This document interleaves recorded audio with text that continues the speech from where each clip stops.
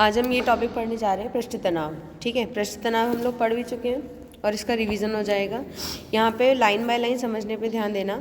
यह एक साधारण अनुभव की बात है, मतलब डेली लाइफ में जो हमारे होता है कि जब कांच की साफ प्लेट पर थोड़ा सा पानी डाला जाता है तो वह कांच की प्लेट पर एक पतली फिल्म के रूप में फैल जाता है।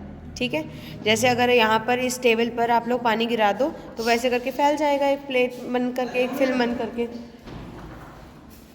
परंतु जब उसी प्लेट पर थोड़ा सा पारा डाला जाता है, मतलब मर्क्यूरी अगर हम यहाँ पर डालते हैं तो वो बूंद का रूप ले लेता है। तो लिखा है वह छोटी सी बूंद का रूप धारण कर लेता है। इसी प्रकार जब ग्रीस होता है ना, जो गाड़ियों में हम लोग यूज़ करते हैं के लिए, वो ग्रीस जब चिकनाई लगी कांच की प्लेट पर थोड़ा सा पानी डाला जाएगा, जैसे मैंने आप लोगों को बताया था, जैसे ये हथेली है, इसके ऊपर आप लोग क्या करो, ऑयल डाल लो। कल क्लास में समझाया था कि हथेली पे ऑयल लगा लो, उसके बाद उस पर अगर आप लोग पानी की बूंदें डालो तो क्या होगा, देखो, तो वह भी पारे की तरह छोटी छोटी गोलाकार बूंदों का आकार ले लेंगी। ठीक है, समझ आया सबको? किस किस ने ये किया था, ट्राई किया किसी ने भी घर जाके? करना चाहिए था, कल भी एक बार देख लेते तो उससे क्या होता कि आज की जो पढ़ाई गई चीज़ है वो याद रहती। समझ आई बात? इसलिए एक्सपेरिमेंट्स के साथ पढ़ना ज़रूरी है। उपरोक्त घटनाओं से जो भी हमने ये सब पढ़ा कि टेबल पे पारा डालेंगे या चिकनी सतह पर पानी की बूंदें डालेंगे तो वो गोलाकार ले लेती हैं, इस सब से उपरोक्त घटनाओं से स्पष्ट है कि द्रवों का व्यवहार केवल गुरुत्वीय बल से ही नियंत्रित नहीं होता। मतलब गुरुत्वीय बल मतलब पृथ्वी जो अपनी ओर खींचने के लिए बल लगा रही है, केवल उस पर नहीं डिपेंड करता है, बल्कि उस पर कोई और बल भी लगता है, उस पर कोई अन्य कोई बल भी कार्य करता है जो द्रव और संपर्क तल की प्रकृति पर निर्भर करता है। संपर्क तल मतलब जैसे इस टेबल पर अगर यहाँ पानी की बूंद डाल दी जाए तो ये आपका संपर्क तल है जिससे बूंद टच कर रही है पानी की, तो ये संपर्क तल और वो बूंद, उसके बीच में जो मतलब कॉन्टैक्ट है ना, एक संपर्क हुआ है, वहाँ पर एक बल काम करेगा। उस बल के बारे में हम लोग एक नाम बताएंगे जिसका नाम होगा वही पृष्ठ तनाव। ठीक है, यदि द्रव का भार बहुत ही कम है तो उसकी आकृति पूर्णतः गोलाकार होगी। भार अगर कम है, जैसे मैंने पानी की बूंदें बताई कि गोल क्यों होती हैं, ठीक है, समझा चुकी हूँ मैं क्लास में पृष्ठ तनाव की वजह से, वही बात।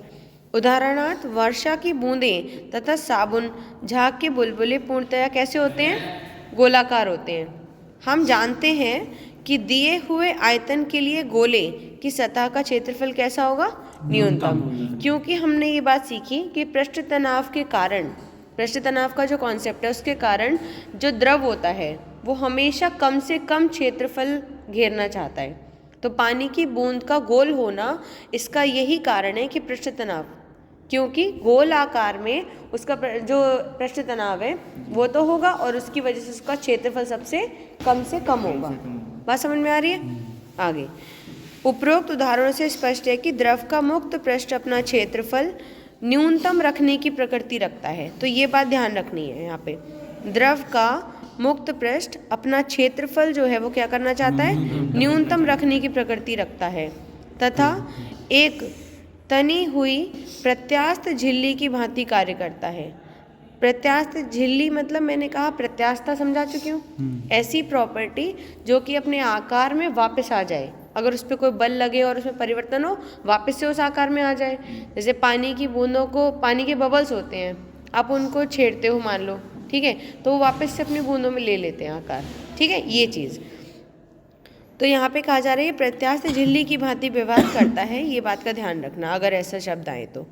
ठीक है, जिससे स्पष्ट है कि उसमें तनाव होता है। उसमें क्या होगा, क्योंकि वो एक मेम्ब्रेन जैसे गुब्बारे की लेयर नहीं होती, परत होती है, वैसे काम करता है बिल्कुल पानी की बूंद।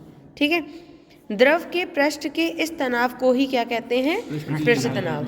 अब द्रव का पृष्ठ मतलब पानी की बूंद है, तो बूंद की कोई सरफेस होगी, है कि नहीं। यहाँ पर मान लो ऐसे करके बूंद है अगर, तो ये इसकी पृष्ठ हो गया, और इस पृष्ठ जो है वो झिल्ली की तरह काम कर रहा है, और झिल्ली की तरह काम कर रहा है इसलिए वहाँ पर तनाव है, तो यही बन गया आपका पृष्ठ तनाव। समझ आया कॉन्सेप्ट? ये था। अब हम पृष्ठ तनाव की परिभाषा की मात्रा की विमा की बात करते हैं। अगर ये पानी की कोई ऊपरी सतह है, उस पर हमने एक लाइन ए बी मान ली, इस लाइन ए बी पर पानी के कणों की वजह से जब लंबवत दिशा में बल लग रहा है, ये देखिए आप, इन पे क्या लग रहा है, इस लाइन पे ये बल लग रहा है, ठीक। तो ये जो बल लगता है इस प्रति एकांक लंबाई पे, इसी से हम इसकी परिभाषा देखेंगे। तो ये रेखा AB की प्रति एकांक लंबाई पर लगने वाला इस बल को ही द्रव का पृष्ठ तनाव कहते हैं। तो यहाँ पर इसका सिंबल होता है T बराबर F/L, बल बटे प्रति एकांक लंबाई। ठीक। यहाँ पर ये कहा गया है कि यदि लंबाई आप 1 ले लो, लंबाई का मान कितना ले लो, 1, तो T जो है वो किसके बराबर हो जाएगा, F के बराबर हो जाएगा। मतलब यहाँ पर पृष्ठ तनाव वो बल है जो कि 1 यूनिट लंबाई पे लग रहा है, 1 मात्रक लंबाई पे लग रहा है। यानी इस लाइन का लंबाई अगर 1 मीटर है मान लो, या 1 सेंटीमीटर है मान लो, तो इस पर लगने वाला जो बल है वो पृष्ठ तनाव के बराबर ही होगा।